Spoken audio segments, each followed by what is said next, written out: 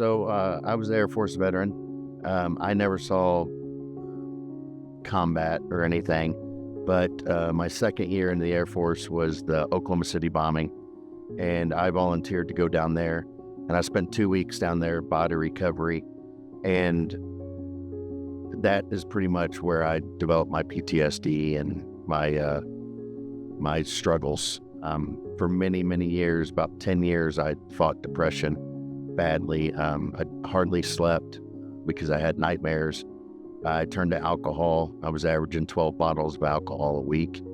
It was just went to the lowest of my life. And then until one day I put a gun in my mouth and it went click.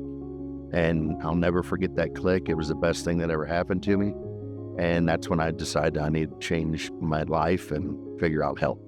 That was my wife. Thankfully, she reached out to some veteran nonprofits, found me some help, found me getting around other veterans, and where I could talk to the veterans and they can relate of what was going on in my head, and they helped me tremendously.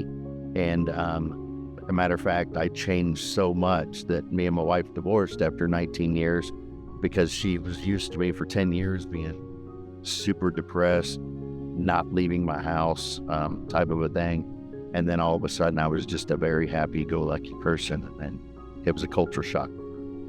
It's extremely difficult for them to ask for help. I was the same thing. My family, thankfully, I was very vocal with them. We did have a lot of struggles. Me and my wife and kids, we had struggles because I didn't see that I had a problem. And they would see it and they'd tell me, and I was like, no, you're not right.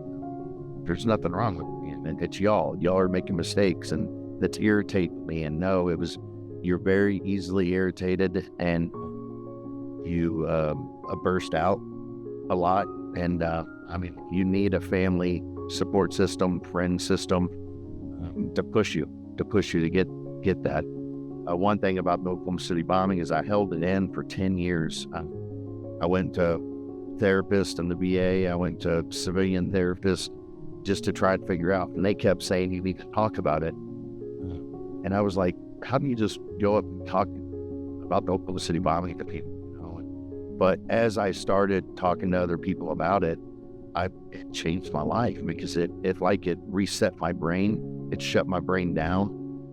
Instead of, I can talk about it to people throughout the day, but when I lay down in bed, I'm not thinking about it anymore because I've already gotten it out. So my sleep changed, my whole mental health changed, everything changed when I talked about it. And that's something that people need to do, is talk to your loved ones, talk to your friends and family, and then go from there. I started a local veteran nonprofit here in Oklahoma. Now I build wooden American flags. I found woodworking as being very therapeutic for me. And knowing there's a lot of veteran nonprofits that have hunting, fishing, and golfing things to do, but there was no woodworking things. So now I bring vets to my house and I teach them how to build their own wooden flag, and they get to take it home that day in hopes to find vets that not only they can meet the other 5 vets that are there, meet me. We have an inner circle of support for them, and then they get to take it home, and then in hopes that they enjoy woodworking, they come back and help me prep the wood for the next class, or they come in to help me with the next class, and so forth. So I'm changing other veterans' lives because my life was changed by other nonprofits. So now I do all that I can to give back to the veteran community, which helps me survive as well. There's nothing more rewarding than seeing a veteran smile, or getting a hug from them, or getting tears from them, and getting them to open up about their story. That's therapy. If you're struggling, please reach out to your friends and family. There's so much support out there for us. And I know the hardest thing is asking for help. Just talk to your friends and family. And if they're showing signs or telling you there's signs of you're struggling, of traumatic brain injury or stress or anxiety, let them show you the way. Let them reach out to somebody and find you some help.